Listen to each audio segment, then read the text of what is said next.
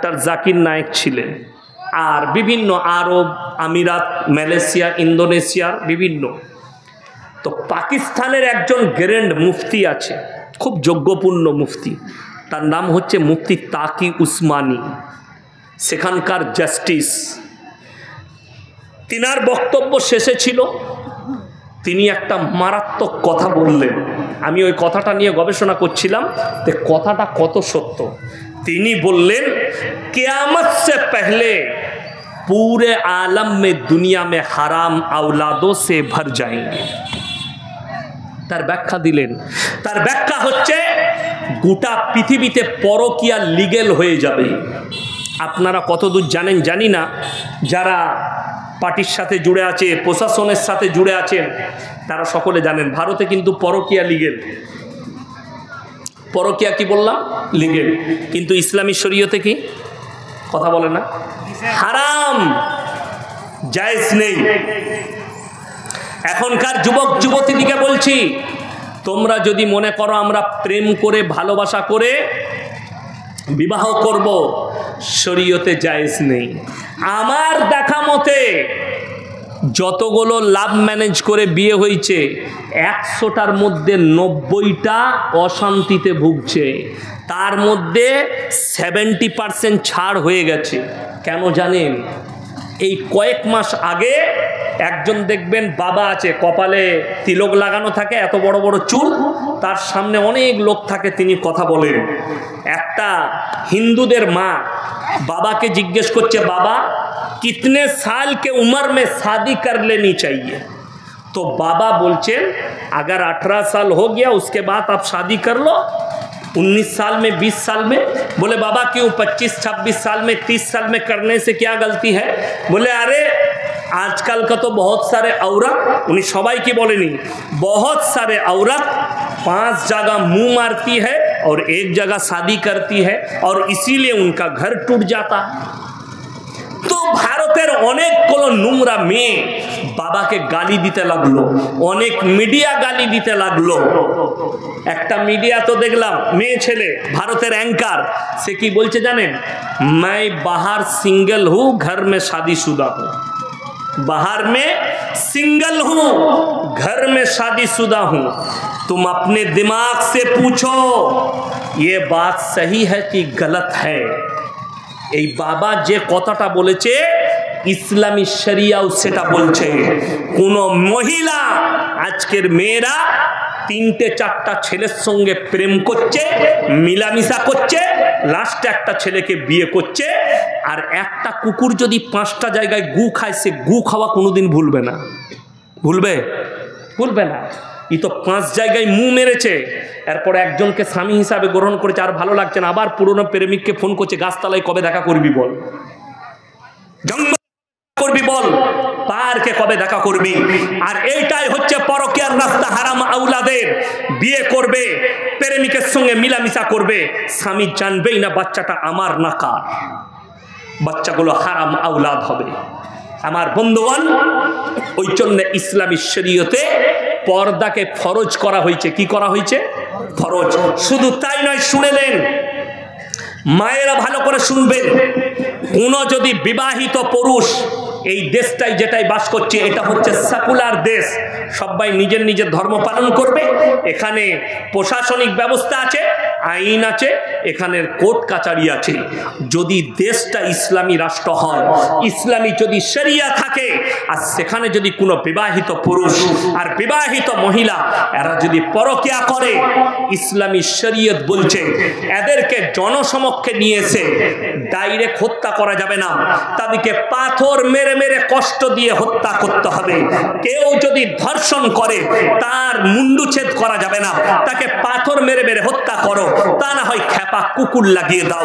কোন যুবক আর যুবতী, অবিবাহিত ছেলে অবিবাহিত মেয়ে, এরা যদি পরকীয়ায় লিপ্ত হয়, তাহলে এদিকে 100টা কুড়া মারো, ইস্তেগফারের নামাজ পড়া করাও। শুধু তাই নয়, ইমাম বুখারী রাহমাতুল্লাহ আলাইহি, এটা আমার মা বোনেরা শুনবেন, ইমাম বুখারী রাহমাতুল্লাহ আলাইহি মারাত্মক ব্যাখ্যা দিলেন।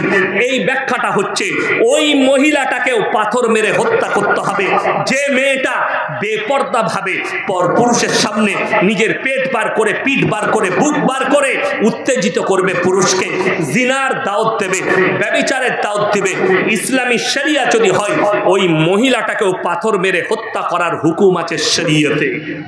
ওই জন্য তো ওয়াদরিব খুমুরিহিন্না আলা জুনুবিহিন, হে নারী তুমি পর্দা নির্ধারিত করো, তোমরা কোনোদিন ধর্ষিত হবে না, তোমরা কোনোদিন লাঞ্ছিত হবে না, এটা কোরআন। আমার আল্লাহ বলেছেন। আজকে পর্দা আপনার কাছে কোথায়?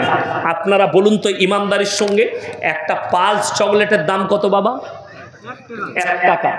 সেটা প্যাকেটের মধ্যে থাকে না খোলা থাকে? প্যাকেটের মধ্যে। বিসমিল্লাহ। কোন দোকানদার বেচারা সে যদি প্যাকেট থেকে বার করে প্লেটের উপরে রেখে সামনে নামিয়ে বিক্রি করে কেউ কিনবে? কেন? এই প্যাকেট থেকে বেরিয়ে গেছে, ওর উপরে ধুলো পড়েছে, মাছি বসেছে, অর্থাৎ ওটা খেলে আমার পেটের ক্ষতি হতে পারে, পয়জন হতে পারে। আপনি 1 টাকা চকলেটের ইজ্জত বুঝলেন, নিজের বোনের ইজ্জত বুঝলেন না, নিজের মায়ের ইজ্জত বুঝলেন না, নিজের বিটির ইজ্জত বুঝলেন না, যে আমার বিটি যদি বাজারে যায় কতটা কি হতে পারে, আমার মেয়ে যদি অমুক জায়গায় যাই, আজকে জলসার মেলা বসেছে, আমি কমিটির লোক দায়ী নেবে কেন? আপনি কেমন পুরুষ? দোকান বসেছে আলহামদুলিল্লাহ, পুরুষরা যাবে, চা খাবে, জিলেবি খাবে, যা খাবে খাবে। আপনার বাড়ির প্রয়োজন আছে, আপনি কিনে 2 কিলো জিলেবি দিয়ে আসুন বাড়িতে। আপনার ছেলের একটা জিনিসের প্রয়োজন আছে, কিনে দিয়ে আসুন। আপনার মেয়েকে কেন পাঠিয়েছেন? এর জন্য কমিটি দায়ী নেবে, এর জন্য জলসা কমিটি দায়ী। শুধু মেলা বসানোটা জলসা কমিটি দায়ী নয়, যে বাপরা আর মারা যুবতী বিটি ছেলেকে সাজিয়ে বলছে মেলা ঘুরে আয়, হাতে টাকা দিচ্ছে মেলা ঘুরে আয়, তারা হচ্ছে মারাত্মক অপরাধী। দাইয়ুস কোনোদিন জান্নাতে যাবে না। দাইয়ুসকে নিজের বিবিকে বিটিকে যারা রাস্তায় বেপর্দা করে বার করে দেয়। আমি কেন বুক ফুলিয়ে বলছি শুনেলেন? আমি দাওয়াত দিয়ে গেলাম বর্ধমান টাউনে আসুন, বর্ধমান টাউনে এসে খোঁজলেন, আমাকে এমন কোনো হিন্দু মুসলিম দোকানদার নাই যে আমাকে চিনে না। মোবাইলে সবাই আমাকে দেখেছে, মোবাইলে সবাই আমাকে দেখেছে, সবাই চিনে। বর্ধমান টাউনে সব থেকে বড় মিষ্টির দোকান, যার সীতাভোগ মিহিদানা বিখ্যাত, তার নাম হচ্ছে রাধা বল্লভ মিষ্টান্ন ভান্ডার। আমি গেলে আমাকে প্রণাম করতে চাই, মালিক ভালোবাসে, সেও চিনে। একটা কাপড়ের দোকানে যদি কেউ বলে দেয় ইয়াসিন সাহেবের স্ত্রী বোরকা পরে পর্দা করে এসে একটা রুমাল কিনেছে, আমি আপনার হরিশ্চন্দ্রপুরের এই গ্রামে ক্যামেরা চালিয়ে জুতোর মালা পরে যাব ইনশাল্লাহ। যদি বলেন, অনেকজনের মনে মনে হবে আপনার স্ত্রীকে বেরুতে দেন না, মানে তাহলে আপনি স্ত্রীর ওপরে অত্যাচার করেন। আমি আলহামদুলিল্লাহ আল্লাহর কৃপায় বলছি, আপনি আসুন, দাওয়াত দিলাম, আপনার স্ত্রীকে নিয়ে আসুন, আপনি আমার মেহমানখানায় থাকবেন, আপনার স্ত্রী আমার স্ত্রীর কাছে থাকবে, 3 দিন থাকবে, 3 দিন থাকবে। 3 দিনের ভেতরে আমার স্ত্রী যদি আমার বিরুদ্ধে ছোট একটা যদি অভিযোগ আনে, আমি আর সমাজের বুকে কথা রাখবো না। ইয়াসিন সাহেব আমার প্রয়োজন মিটোই না, ইয়াসিন সাহেব আমার এই কাজটা করে না, ইয়াসিন সাহেব এইভাবে আমাকে বন্দি করে রেখেছে, আমি জীবনে আর সমাজের বুকে কথা রাখবো না। আল্লাহর কসম খেয়ে বলে গেলাম। আজকে বড় কষ্ট লাগে। আপনার কি মনে হচ্ছে? আমি যখন সারা রাত জলসা করি, এখানে জলসা শেষ করব, আমার বাড়ি যেতে ফজর হবে, নাহলে সকাল 6টা বাজবে, 300 কিলোমিটার রাস্তা। তাহলে আমার স্ত্রীর কাছে বাজার কি করে পৌঁছায়? আমার গাড়ি দাঁড়িয়ে আছে, গিয়ে দেখে আসো। আমার বাড়িতে যে জিনিসগুলো প্রয়োজন ফোনে জেনে নিয়েছি, সুজাপুরে দাঁড়িয়েছি, বাজার করে গাড়িতে চাপিয়েছি, তারপরে আপনাদের কাছে জলসায় এসছি। ফজরের সময় বাড়ি ঢুকবো, তার কাছে তার মাল পৌঁছে যাবে, তাকে আর ইয়াসিন সাহেবকে ডিস্টার্ব করতে হবে না। আমি আমার কাজ করব মাদ্রাসায়, সে তার রান্না বান্না করবে, তার কোনো জিনিসের কমি নেই।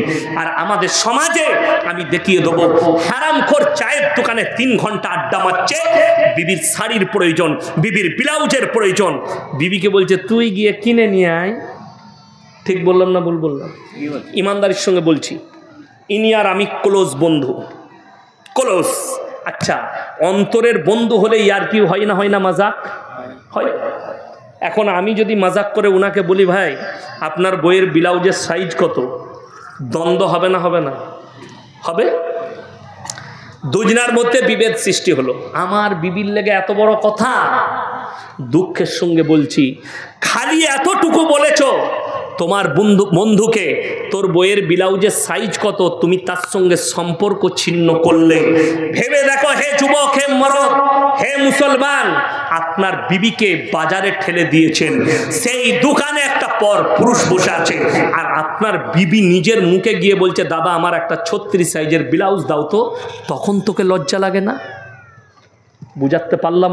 আমি গুদা বাংলায় বায়ান করছি, আমি কড়া শুদ্ধ বাংলায় বায়ান করি না। আপনার ব্রেনে পর্যন্ত আমার কথাটা ঢুকবে। আপনার বইয়ের ব্লাউজ আপনার বউ গিয়ে একটা পর পুরুষের কাছে কি করে কিনবে? আপনার বইয়ের শাড়ি, আপনার বইয়ের ছায়া, আপনার বইয়ের ভেতরের কাপড়গুলো আপনার বিবি গিয়ে দোকানে বলে কিনবে, যেখানে মরদ বসে আছে, একটা পর পুরুষ বসে আছে, সে হচ্ছে দাইয়ুস।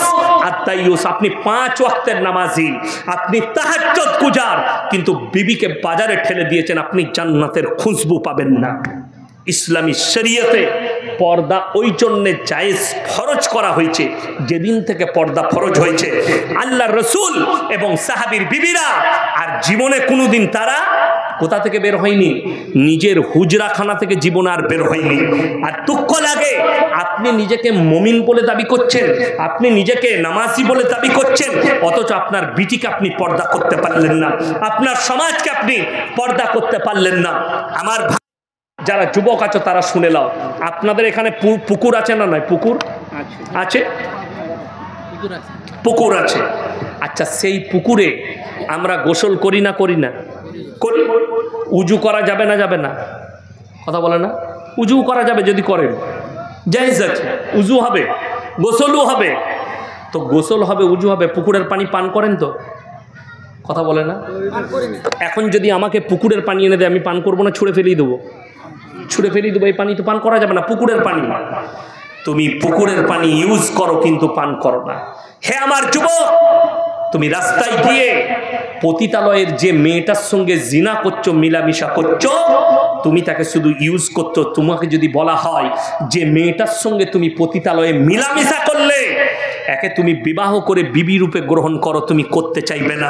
তুমি খালি তাকে ব্যবহার করেছো, তাকে গ্রহণ করতে চাইবে না। অর্থাৎ কোরআনে আছে সূরা মুমিনুন 18 পারা 1ম পৃষ্ঠা, হে আমার নবী বলে দাও, কাদ আফলাহাল মুমিনুন, মুমিন কারা, তাদের চরিত্র কি? আল্লাযীনা হুম ফি সালাতিহিম খাশিউন, তারা যখন নামাজ পড়বে খুজুর সঙ্গে, ধীর স্থিরতার সঙ্গে নামাজ পড়বে। ওয়াল্লাযীনা হুম লিযাকাতি ফাইলুন ওয়াল্লাযীনা হুম লিফুরুজিহিম হাফিজুন। এই ফুরুজ মানে হচ্ছে লজ্জা স্থান। বিসমিল্লাহ। তারা জানো নিজেদের লজ্জা স্থানে রক্ষণাবেক্ষণা করে। যারা পুরুষ আছেন, যুবক আছেন, তারা শুনে যান, তোমার যে যৌবনটা আছে, এইটা হচ্ছে তোমার বিবির হক, আল্লাহর দেওয়া আমানত। আর হকটা হচ্ছে কার? বিবির। যাদের বিয়ে হয়নি, তুমি বিয়ে করবে, তোমার বিবির হক ওটা, ওটা তুমি জিনা করে নষ্ট করো না। যারা মা বোন আছেন, যাদের বিবাহ হয়েছে, যাদের হয়নি, তোমার কাছে যে যৌবনটা আছে ওটা আল্লাহর দেওয়া আমানত, তোমার স্বামীর জন্য হক। তুমি অন্য জায়গায় যদি জিনা করে খরচ করো, আল্লাহ তাআলা তারপরে বলছেন ইল্লা আলা আজওয়াজিহিম আও মা মালাকাত আইমানুহুম ফাইন্নাহুম গায়রু মালুমিন ফামান ইবতাগা ওরা যালিকা ফাউলাইকা হুমুল আদুন। হে আমার নবী বলে দাও, তোমরা কান খুলে শুনে নাও, তোমরা নিজেদের স্ত্রীর সঙ্গে ভালো ব্যবহার করবে। স্ত্রী ছাড়া অপর নারীর সঙ্গে সম্পর্ক করলে তোমরা হবে সীমা লঙ্ঘনকারী। তোমরা পরকিয়া করলে তোমরা হবে সীমা লঙ্ঘনকারী। আর আমি আল্লাহ সীমা লঙ্ঘনকারীকে জাহান্নামে নিক্ষেপ করে দেব। ওই জন্য সবাই বাঁচবো, জোরে বলুন ইনশাআল্লাহ। জীবনে আর পরে 3টে কাজ যদি দুনিয়াতে রেখে যেতে পারেন, 3টে কাজ, আপনি কিয়ামতের সকাল পর্যন্ত নেকি পাবেন। জোরে বলুন সুবহানাল্লাহ। তার মধ্যে নাম্বার 1, নেক সন্তান। আপনি মরে যাওয়ার পরে সবথেকে বড় সাদকা হচ্ছে নেক সন্তান। আপনি চলে গেছেন, মরে যাওয়ার পরে ছেলেকে এমনভাবে তৈরি করুন, আপনার জানাজার নামাজটা যেন আপনার সন্তান পড়াতে পারে। আপনি চলে যাওয়ার পরে আপনার কবরটা যেন আপনার সন্তান জিয়ারত করতে পারে, আপনার জন্যে দান খয়রাত করবে, আপনার জন্যে দোয়া করবে, নামাজ পড়ে আল্লাহকে বলবে, আল্লাহ গো আমার আব্বাজান চলে গেছে, আমার আব্বাজানকে তুমি ক্ষমা করে দাও। হাদিসে আছে কোনো নেক সন্তান আল্লাহর কাছে বাপের জন্যে দোয়া চাইলে তার চোখের পানিটা গালে গড়ানোর আগে আমি আল্লাহ কবুল করে নিই। জোরে বলুন সুবহানাল্লাহ। অথচ আপনি নেক সন্তান রেখে যেতে পারলেন না, দুর্ভাগ্য। নাম্বার 2, যারা মসজিদ মাদ্রাসা দিনের কাজের জন্যে সাদকা করে যাবে, এটা কিসের আদায়? এমনি আদায় মসজিদের, মসজিদ মাদ্রাসা। আপনি যদি 1 বস্তা সিমেন্ট দিয়ে যান, 10টা টাকা লেগে থাকে, কবরে চলে যাবেন, কিয়ামতের সকাল পর্যন্ত আপনি কবরে শুয়ে শুয়ে নেকি পাবেন, সাদকায়ে জারিয়া, কিয়ামতের সকাল, মসজিদ যতদিন বাকি থাকবে। নাম্বার 3, খায়রুকুম মান তাআল্লামাল কুরআন আল্লামাহু। হে আমার নবী বলে দাও, এবং যারা ইলম হাসিল করে অপরের কাছে পৌঁছে দেয়। আপনি শুনলেন মদ হারাম, আপনার বন্ধুর কাছে পৌঁছে দেন। আপনি শুনলেন যে লটারির টিকিট হারাম, আপনার বন্ধু আসতে পারেনি, তার কাছে পৌঁছে দেন। আমি তো নেকি পাবই, আপনিও নেকি পাবেন। এই যারা ইলম ছড়ায়, এটাও হচ্ছে একটা মারাত্মক সাদকা। আর 3 নম্বর, ওয়াআতিদাল কুরবা হাক্কাহু ওয়াল মিসকিন ওয়াবনাস সাবিলি ওয়ালা তুবাদ্দির তাবদীরা। 3টে ব্যক্তি যদি দোয়া করে আল্লাহ কবুল করে নেয়। 1 নম্বর, কাছের গরিব যদি তোমার কাছে হাত পাতে তার হাতকে ফিরিও না। ওয়াল ইয়াতামা ওয়াল মাসাকিন, এতিম আর মিসকিন যদি হাত পাতে তার হাতকে ফিরিও না। ওয়াবনাস সাবিলি ওয়ালা তুবাদ্দির তাবদীরা। আর মুসাফির যদি তোমাদের কাছে হাত পাতে তার হাতকে ফিরিও না। আজকের এই মজমায় সব থেকে বড় মুসাফির আমি দোয়া করব, আবার আমি অতটাই রাস্তা যাব, তা আমি বলবো শেষকালে কোরআনের পারা কটা আছে বাবা? 30টা। 30 জন ব্যক্তি 500 করে টাকা আমার হাতে কে কে দিবেন আর মুলাকাত করে যাবেন। আমি মুসাফির, এখন দোয়া করব, কাল সকালে ফজরে আমার মসজিদে দোয়া করব। মাশাআল্লাহ, সভাপতি সাহেব 10,000 টাকা, 5,000 লগত, 10,000 লগত, 5,000 বাকি। আল্লাহ দানকে কবুল করুক, হায়াতে আল্লাহ বরকত দে, রুজি রোজগারে আল্লাহ বরকত দে। আমার ভাই, আমি মাত্র 500 করে টাকা চেয়েছি আপনাদের কাছে, আরো একজন ভাই 100 টাকা দিয়েছেন, মাশাআল্লাহ। আমি 500 করে চেয়েছি। আল্লাহর কোন কোন বান্দা আছেন মাত্র 500 করে, 30 জন, 30 পারা কোরআন আছে মসজিদের জন্য। নবীজি বলেছেন জাকিরা, এই দেখেন মাশাআল্লাহ কত আছে, 2000 টাকা, 4টা 500 টাকার লোট হাজি সাহেব দিয়েছেন। আল্লাহ হাজি সাহেবের হায়াতে বরকত দাও, ওনার রুজি রোজগারে বরকত দাও, মাশাআল্লাহ। 5 নম্বর হয়ে গেল, জাযাকাল্লাহ। এই দেখেন 6 নম্বর, আল্লাহ দানকে কবুল করুক, হায়াতে আল্লাহ বরকত দেখ, রুজিতে আল্লাহ বরকত দেখ, মাশাআল্লাহ। আল্লাহ আপনার হায়াতে বরকত দেখ, জাযাকাল্লাহ। আমার ভাই তাড়াতাড়ি আসুন ভাই, 7 জন হয়ে গেছে, 7 জন, আমি 30 জন চেয়েছি। মায়েদের মধ্যে যদি কোনো মা থাকেন সন্তানের জন্যে, বাপের জন্যে, জাযাকাল্লাহ। এই দেখেন 8 জন হয়ে গেছে, মাশাআল্লাহ। আসুন, 9 জন হয়ে গেছে, জাযাকাল্লাহ। আসুন ভাই, 10 জন হয়ে গেছে, না 1000 টাকা, 11 জন হয়ে গেছে, মাশাআল্লাহ, জাযাকাল্লাহ। 12 জন, আল্লাহ হায়াতে বরকত দেখ। 13 জন হয়ে গেছে ভাই, আমি 30টা চেয়েছি, 13 জন হয়ে গেছে। আর কে কে আছেন, কোন আল্লাহর বান্দা আছেন? কেউ যদি পারেন 1000 টাকা দেন, যদি পয়সা না থাকে কমিটির লোকের, কমিটির ভাইদের ফোন পেতে মেরে দেন, কিয়ামতের দিনের জন্য। নবীজি বলেছেন জাকিরা, মানুষ কাঁদবে কিয়ামতের দিনে।